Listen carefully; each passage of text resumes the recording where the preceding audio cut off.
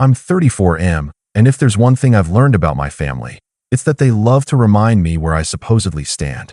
According to them, I've always been the one with small ideas and wasted potential. My older sister, Corinne, was the golden star since birth, straight A's, scholarships, a job at a prestigious firm, the works. And my dad, Lionel, never lets anyone forget who his pride and joy is. I've never been in competition with Corinne, at least not in my own mind.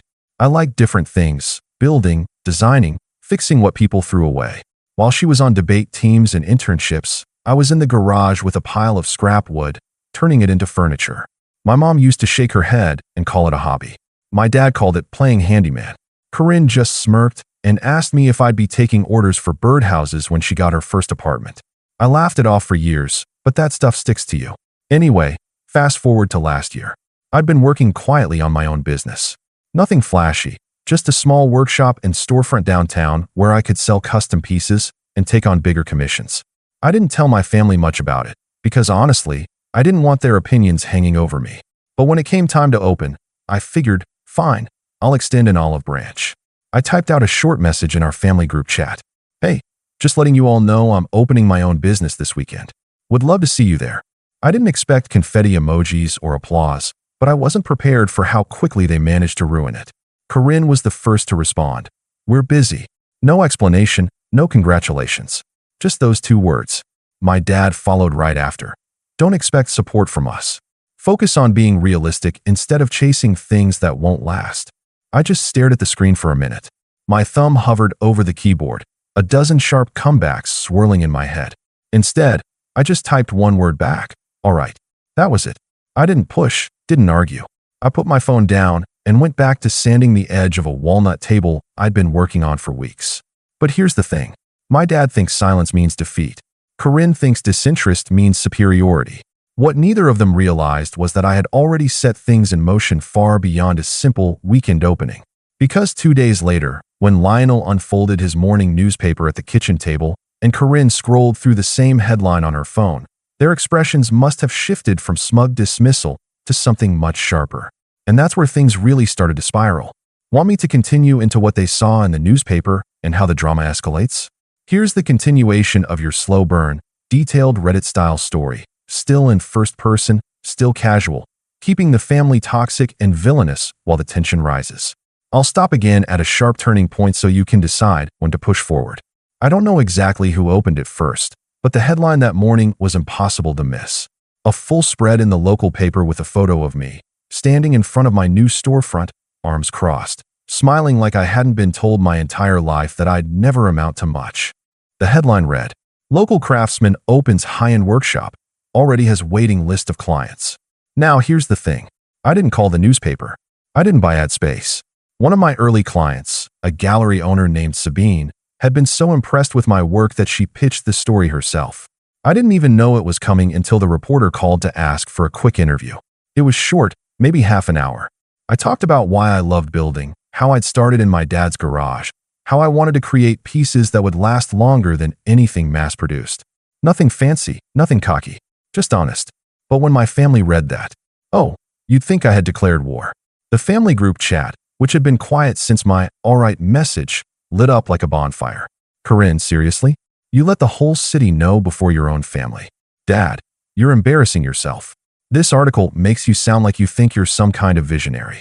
Mom, finally chiming in, I don't know why you had to drag the family name into this. I reread that last one 3 times. Drag the family name? All I'd said in the article was that I started building things in my dad's garage. That was it. Somehow, to them, that was a slight. I didn't respond. Not yet. I had too much to do with the opening coming up, and honestly, part of me wanted to see just how far they'd take it without me feeding into it. But I found out quickly they weren't going to stay behind their phones. That evening, as I was setting up the last of the displays in the shop, I heard the familiar sound of my dad's car pulling up outside. The kind of sharp, impatient honk of his horn that he always used when he expected someone to come running. When I stepped out, Lionel was already striding across the sidewalk in his pressed shirt and polished shoes, Corinne trailing right behind him in her business blazer, arms crossed so tightly it looked painful. He didn't bother with greetings. "You think this is funny?" he said, holding up the folded newspaper like it was evidence in a trial. You think you can parade around town pretending you've built something real? Corinne added, you should have at least told us what you were planning. It looks desperate, like you're clinging to this little project. Little project. That phrase hit harder than I wanted it to, but I kept my voice steady. It's not a project. It's my business. And no, I didn't parade anything. Someone thought my work was worth writing about. That's not my fault. My dad shook his head, looking past me into the shop windows as if he was surveying a wreck. You'll embarrass yourself, and by extension us. It's better to stop now before you dig yourself deeper. That was the moment I realized. They didn't come to talk. They came to shut me down. And as I stood there, watching Lionel and Corinne circle like vultures around something they didn't understand, I felt a decision forming in the back of my mind. I stood in front of them for a long moment, letting their words hang in the air like the last note of a song that shouldn't have been played. Lionel's face was red, tight with that particular combination of anger and wounded pride that I had seen since childhood whenever something didn't go his way. Corinne looked like she was about to storm in and tell everyone in the city how pathetic I was, but I caught the glint of fear in her eyes, just for a second, and it told me everything I needed to know. They weren't prepared for this. Look, I said finally, keeping my voice calm measured. The shop is opening in 2 days.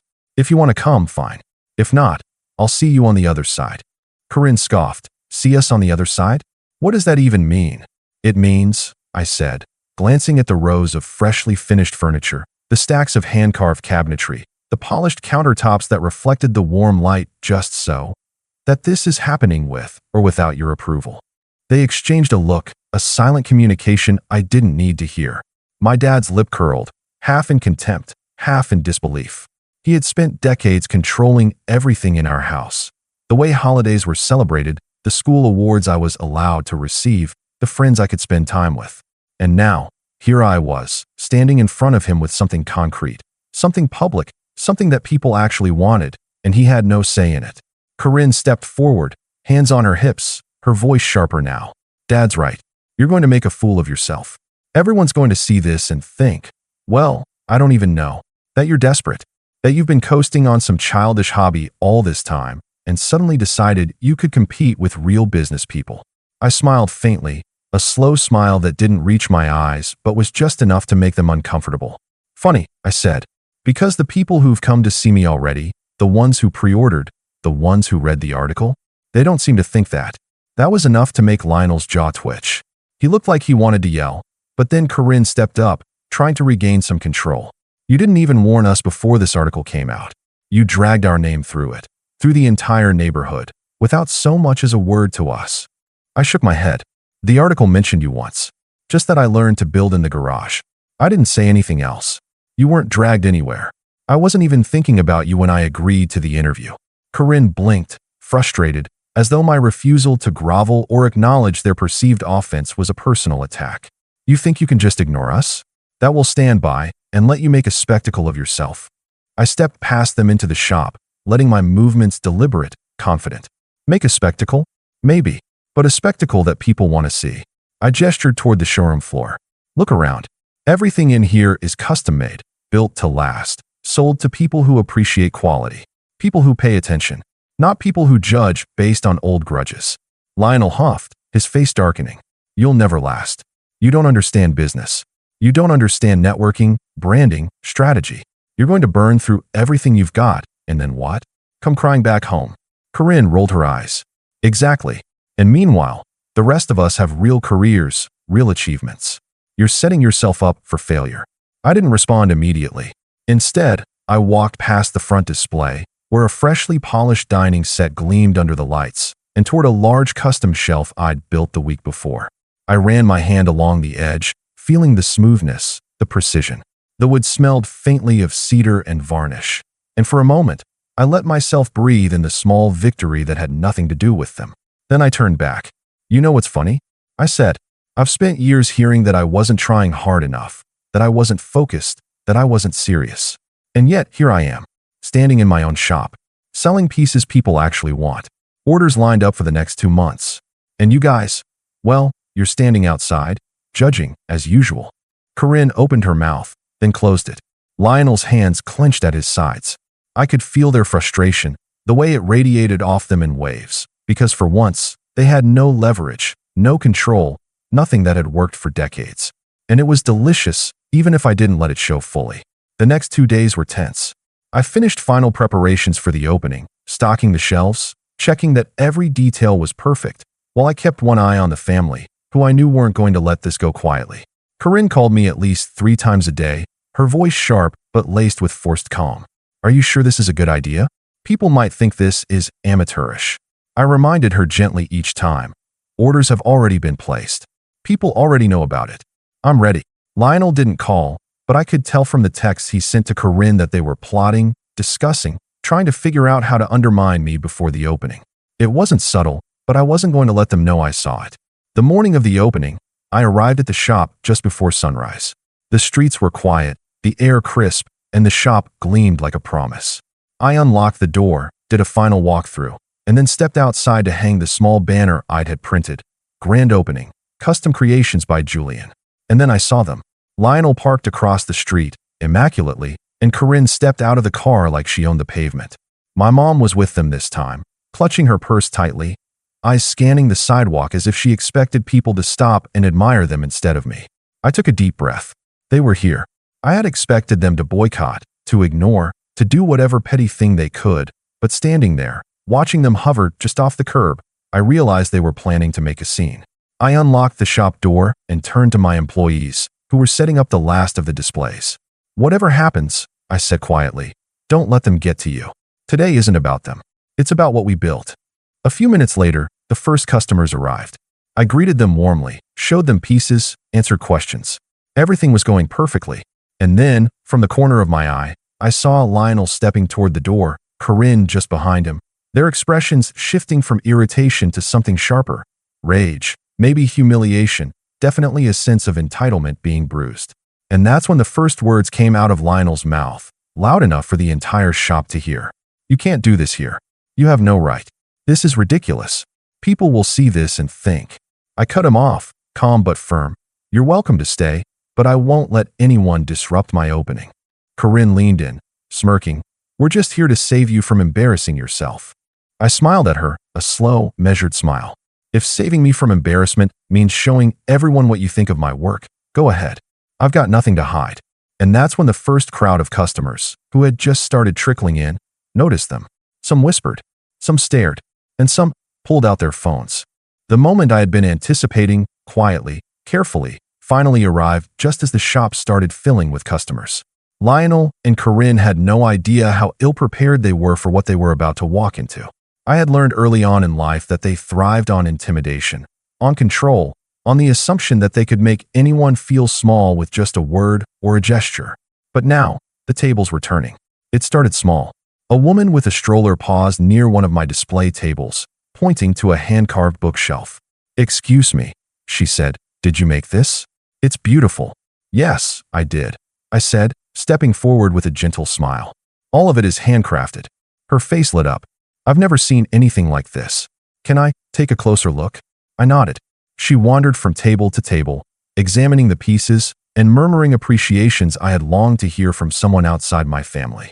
Other customers began trickling in. Some were friends who had pre-ordered pieces. Others were just curious after reading the article. The room began to hum with quiet admiration. Meanwhile, Lionel and Corinne were still trying to assert control. Corinne leaned over to my dad, whispering something sharp, her tone dripping with superiority. "They're going to think you're a fool for letting him do this." Dad muttered something back, shaking his head, his hand clenching into a fist. I told him he was wasting his time. He'll see soon enough. I caught snippets of their conversation and couldn't help but smile faintly. They were so focused on trying to assert authority that they didn't even notice the tide slowly turning against them. Each new customer's gaze wasn't on them. It was on the work, on me, on the tangible proof that all their doubts had been wrong. Then it escalated. One of the pre-ordered clients arrived, a small interior design firm looking to commission a set of bespoke tables. They weren't subtle in their enthusiasm, asking me to show them every piece in detail, taking notes, asking questions. Corinne, in a desperate attempt to assert relevance, stepped closer. "You should probably let him know what he's doing," she said, in a voice loud enough for the client to hear. "Some of these pieces are, well, let's say, unconventional." I didn't flinch. "Thank you for your input," I said, my tone calm, neutral. "But the client and I have discussed exactly what they're looking for. If you'd like, I can show you pieces I think you might enjoy. Corinne blinked, momentarily thrown off balance, but Lionel stepped in, trying a different tactic. We just want to make sure you're not making a mistake, he said, voice shaking slightly, a mixture of anger and disbelief leaking through. People are going to judge. You don't want to embarrass yourself. I let a small smile creep across my face. I've been judged all my life, I said softly, just loud enough for them to hear. This isn't the first time, and it certainly won't be the last. But the people who matter are here now, and they've seen what I can do. And that's when it happened. A client, a man in a sharply tailored suit who had been quietly admiring a corner display, spoke up. Actually, I read about your work in the paper, he said, glancing toward the headline still folded on the counter. I've been following this story since it came out. I'd like to place an order for 3 of your larger pieces. My heart skipped a beat, not because I didn't expect it, but because I knew exactly how it would land on Lionel and Corinne. I watched as their faces changed in real time. Lionel's lips pressed into a thin line. Corinne's eyes widened, a mixture of disbelief and a stab of envy I hadn't seen before. The man continued, I'm redecorating a large office space downtown. These tables and shelves would be perfect. I led him over to the displays, answering his questions patiently, showing him the details he wanted to see.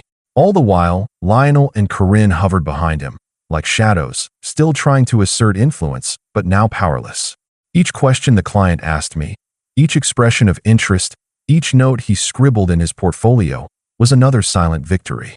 And then another unexpected visitor arrived. A journalist who had covered the article came in, camera in hand, ready to do follow-up photos for a feature on local artisans. She started snapping pictures of the workshop, of me with clients, of the craftsmanship on display. Every photo, every click, was a public testament to my work. I caught the hint of panic in Lionel's eyes as the flash went off. He understood instantly what this meant. Their judgment, their attempts to control me, were now documented for the world to see. Corinne, desperate to regain any semblance of authority, tried a new tactic. She stepped forward, her voice raised, Stop taking pictures. This isn't for publication. You shouldn't be encouraging this. This is private. The journalist glanced at her politely, tilting her camera. I'm sorry, but the article will cover your opening, and your work is the subject. It's public knowledge. Corinne turned to me, face red, trembling with frustration. You didn't warn us. You never told us this would happen. I looked at her calmly, letting the quiet authority in my voice sink in. I didn't warn you because I wasn't trying to involve you. This is my work, my shop, my opening. You're welcome to observe, but nothing more. My dad, not to be outdone, tried a final attempt. He stepped closer, voice louder. You're making a spectacle of yourself. People are going to think we failed to guide you, that we were negligent as parents. This is a disgrace. I finally allowed myself a small laugh, almost imperceptible, but just enough. A spectacle? I said. Maybe, but a spectacle that people enjoy, that people value. And judging by the line outside, the waiting list, and the orders being placed today, it seems my failure is actually a success. That's when it hit me, the pivotal shift. The crowd had noticed the tension between us. The hushed whispers, the exchanged glances, the subtle pointing. Lionel and Corinne were no longer the center of attention. They had become the spectacle themselves. Every customer who walked in was watching them squirm, watching them fail to assert the control they had always assumed they possessed. And then it happened. The first customer actually spoke up. I don't mean to be rude, she said, addressing Lionel and Corinne directly, but it seems like your son, or brother, is doing something really impressive here. Maybe you should appreciate that instead of criticizing. The words hit them like a slap. Lionel's face turned white. Corinne's jaw tightened. I could feel the simmering rage, the sense of injustice boiling beneath their carefully maintained facades. They had no defense, no way to regain dominance.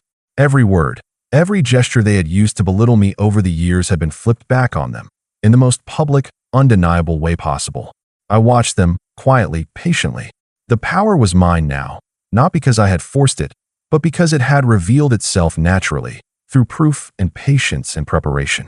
They were exposed, stripped of the influence they had relied on for decades. And then, as the shop filled with more customers and the energy shifted completely in my favor, Lionel leaned in close to Corinne, muttering something I couldn't quite hear, his eyes darting to me like he was trying to find some angle, some way to regain control. Corinne's hands trembled as she adjusted her jacket. We need to leave, she hissed. No, I said softly, though loud enough for them to hear. This is exactly where you should be. Witnessing the result of years of underestimation. They froze, and I saw the first crack in their composure.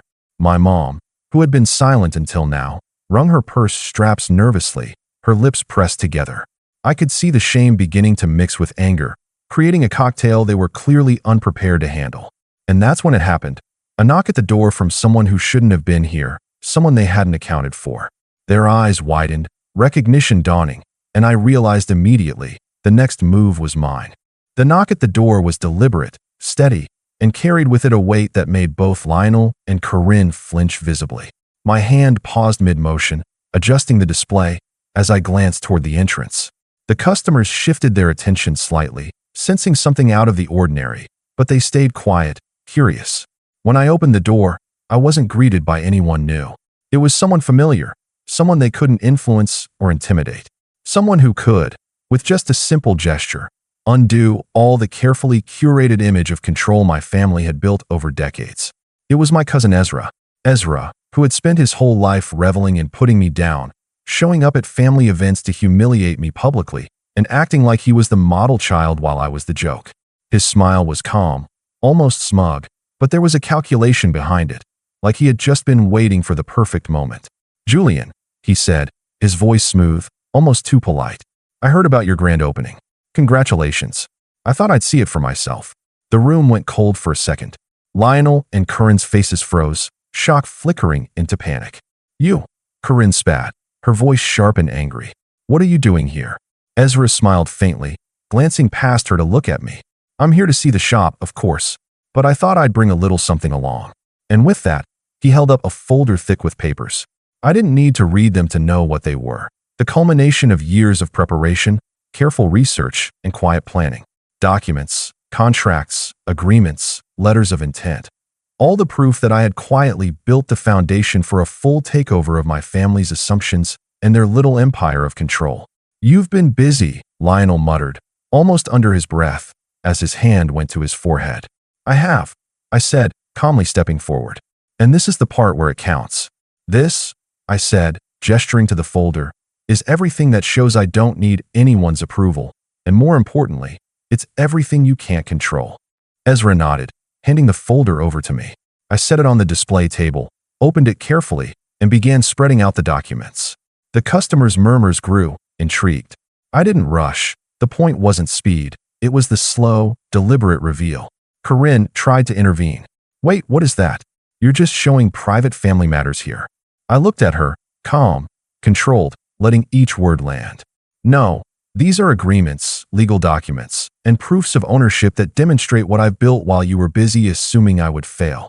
Lionel stepped closer, voice louder now, trembling with frustration. "This is ridiculous. You've dragged us into." I held up a hand, silencing him. "No, you dragged yourselves into this the moment you decided to belittle every effort I've ever made. Every insult, every mockery, every small idea comment. It's all documented, and now, publicly, you're going to see the results." Ezra leaned slightly toward me, quietly. "They never expected this, did they?" I shook my head. "No, they think their entitlement is enough. That simply because they shouted louder, frowned harder, they could dominate. But it's not. It never was." The customers were watching closely now.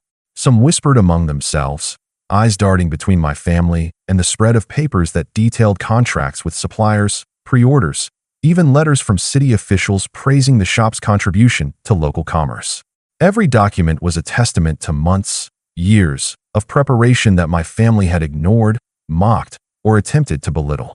Corinne's face went red, her hands tightening into fists. "You think you can just flaunt this in front of everyone? You're insane." "I think," I said, keeping my voice steady, "that you should see what happens when your opinions aren't the ones that matter. That's all." Lionel started pacing, muttering under his breath, but the muttering soon escalated. "This is ridiculous. You can't just, people are watching. This is going to ruin everything." I pointed toward the first customer, the one who had come in with pre-orders. "Excuse me, could you show them what you're getting?" "The pieces you ordered." The customer, a distinguished man in a tailored suit, nodded and gestured toward the bespoke tables and shelves. "I'd be happy to. These pieces are exceptional. And frankly, I wouldn't be working with anyone else for this project. Mr. Julian here has delivered exactly what we need." I could see the shift in Lionel and Corinne instantly. They had assumed, with every fiber of their being, that I was still small, irrelevant, a hobbyist in their eyes. And now the evidence of my success was standing right in front of them, praised and validated by people who didn't care about family politics or history. They cared about quality, about dedication, about results. Corinne, desperate, tried a final attempt at humiliation. She stepped in front of a display, waving her arms. You think this makes you special? You think you've suddenly proven something? This is temporary. People will lose interest. You'll fail, and then what? I let her words hang in the air, because they were true. In a way, they would be my fuel. Slowly, deliberately, I reached into the folder and pulled out a contract signed just the week before. It was a long-term agreement with a chain of boutique hotels, a contract that guaranteed commissions for the next year. Then let me show you something else, I said, spreading the contract across the table for them to see. Not temporary, not a hobby, guaranteed, signed, legally binding. And yes, while you were busy criticizing, I made sure no one could stop this. You don't get a say in it. You haven't for years, and you certainly won't now. Lionel's face went pale, almost sick. His hand shook as he reached out, almost instinctively, as if trying to touch the papers and stop them from existing. I didn't let him. Corinne was near hysteria. This isn't fair. You can't. Nobody, this is insane. A few of the customers who had been observing this interaction politely stepped back, murmuring compliments about my work, about the professionalism and quality. Every glance toward me reinforced what I already knew. My family's influence had crumbled in the eyes of everyone in the room. Their tactics, their entitlement, their attempts to dominate, they had failed spectacularly. Ezra leaned toward me again, voice quiet, amused. It's incredible, isn't it? They thought their interference would control the narrative. And now, he gestured vaguely at the room. They're just spectators. I nodded, letting the silence stretch for a beat before speaking. This is just the beginning. And then came the final blow for the morning. A woman from a rival local business walked in, someone who had always scoffed at my family's opinions and at my potential. She glanced at Lionel and Corinne, then at me. I read about this in the newspaper, she said, eyes gleaming. I didn't think it could be this good. Are you taking new clients? The customers around us perked up, murmuring in approval. I smiled, confident. Yes, absolutely. We're just getting started. Corinne's lips trembled, her hands gripping the edges of the display like she could physically stop it from existing. Lionel's posture slumped slightly, the first visible sign of defeat. My mom, silent until now, looked like she was reconsidering every single thing she had ever said to me. And as I watched them, standing there, humiliated and powerless, I felt a quiet, slow satisfaction that was nothing like pride.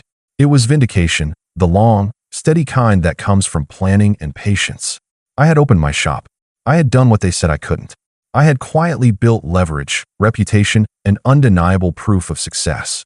And now, they were watching it happen, helpless. I could see the tension radiating off Lionel and Corinne like heat from a furnace. Every glance they exchanged, every tight-lipped mutter, screamed entitlement, rage, and disbelief. But this time, they had nothing, no leverage, no public sympathy, no control. The shop was full of clients, neighbors, and curious passers-by who had read about the grand opening. Every one of them was now a witness to what my family really was: critical, jealous, and incapable of celebrating anyone else's success. I took a deep breath, walking past the table covered in contracts and orders. Everyone, please, feel free to take a look around, I said casually, as if nothing was happening, though internally I was savoring every reaction. If you want to place an order or schedule a consultation, just let me know. This is what I do, and I love sharing it. The first major blow came when a reporter who had covered my initial article stepped inside with a camera crew. She began filming the shop for a follow-up segment. They interviewed customers, capturing their excitement and genuine admiration for my work. Then she turned her lens on the back of the room, where my family was standing, and asked a pointed question. And how do you feel about your son and brother's success here today? Lionel opened his mouth, as if to speak, but the words faltered. He glanced at Corinne and my mom, who were all equally caught off guard, their perfectly rehearsed criticisms evaporating in the presence of witnesses. Corinne tried to step in with a sharp, rehearsed comment about business prudence, but the reporter cut her off politely. Yes, but I mean, this is a full shop, waiting lists, commissions impressive, isn't it? Every word was a mirror reflecting back their failure to guide, to nurture, or even to recognize the effort I had put in quietly for years. And the camera made it permanent. I watched my parents' faces. Lionel's jaw tightened. He looked as though he wanted to storm out, but something inside him kept him rooted in place. Corinne's lips quivered. She was both furious and humiliated, and my mom shifted awkwardly, clearly uncomfortable with the exposure. I let them stew for a moment before I spoke again. This isn't a hobby. This isn't a project. This is a business, and it's doing exactly what I hoped. People value it. People care about the work, not the drama, not the family politics. And for the first time, I see that you can't control the narrative anymore. The crowd murmured in agreement. Some of the customers looked directly at Lionel and Corinne as if seeing them for the first time. They weren't proud, supportive family members. They were bitter, jealous, and toxic observers who had spent decades underestimating me. Corinne tried one last tactic, turning toward the group of customers who had been admiring my pieces. You shouldn't trust him. You don't know if. A client interrupted her gently. Actually, we've seen exactly what he can do. And we've read the article. Honestly, your judgment doesn't matter to us. This work speaks for itself. I felt a quiet thrill, seeing them realize, in front of everyone, that their words carried no weight anymore. Every insult they had thrown at me over the years came back to them like a shadow, powerless, bitter, and humiliating. Then came the final nail. I gestured toward the contracts that had been quietly waiting on the table, agreements with local galleries, boutique hotels, and interior designers. These are all long-term commissions, secured months ago. Every project, every order, everything in this shop, completely independent of family approval. And yes, it's all legally binding. Lionel's face went pale. Corinne's fingers curled at her sides. My mom looked like she wanted to shrink into herself. You planned all this, Lionel muttered, shaking his head. You didn't just stumble into it. I planned, I prepared, I executed, I said, voice steady calm. While you were busy dismissing every idea, every effort, every ounce of potential I had. The rest of the day unfolded like a slow, exquisite triumph. Clients poured in, praising the craftsmanship, placing orders, and taking photos of their favorite pieces. The media crew documented it all. Every frame, every comment, every handshake was proof that I had built something undeniable. My family tried to move through the crowd, trying to interject, to appear relevant, to somehow assert influence, but each attempt was thwarted naturally by the circumstances. Every conversation they tried to dominate was met with polite but firm disinterest. Every pointed comment was met with polite acknowledgement, followed by attention shifting back to the work. By the end of the day, I had personally signed contracts for the next 6 months, scheduled delivery and installation for multiple clients, and established a steady stream of new inquiries. The shop was buzzing with energy, excitement, and genuine appreciation, things my family had never given me. As the last customers left, I closed the doors and turned to look at my family. Lionel stood stiffly, Corinne muttering under her breath, and my mom quietly shaking her head.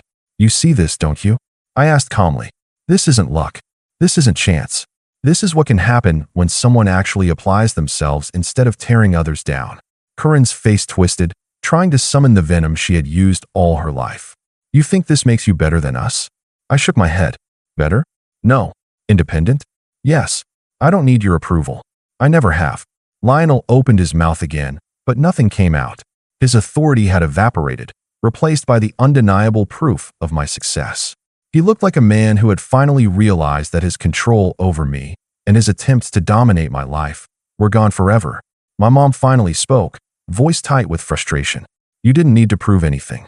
You could have. I didn't need to prove anything to you, I said, cutting her off gently but firmly. I did it for myself, and I did it in a way that made sure no one here could stop it. They had no rejoinder, nothing that could undo what had been done. Their attempts at belittling, criticizing, and controlling me had not only failed, they had made them look small, petty, and jealous to everyone who mattered. And that, finally, was the end of it. By the evening, my family had slunk out of the shop quietly, humiliated, defeated, and fully aware that I had finally won the long game. I locked the doors behind them, leaned against the counter, and looked around at the space I had built, completely independent, entirely my own. The orders were lined up. The reputation was growing. And my family, they had been exposed, publicly, as the villains they always were, jealous, controlling, and unable to recognize anyone else's achievement. I didn't forgive them. I didn't need to.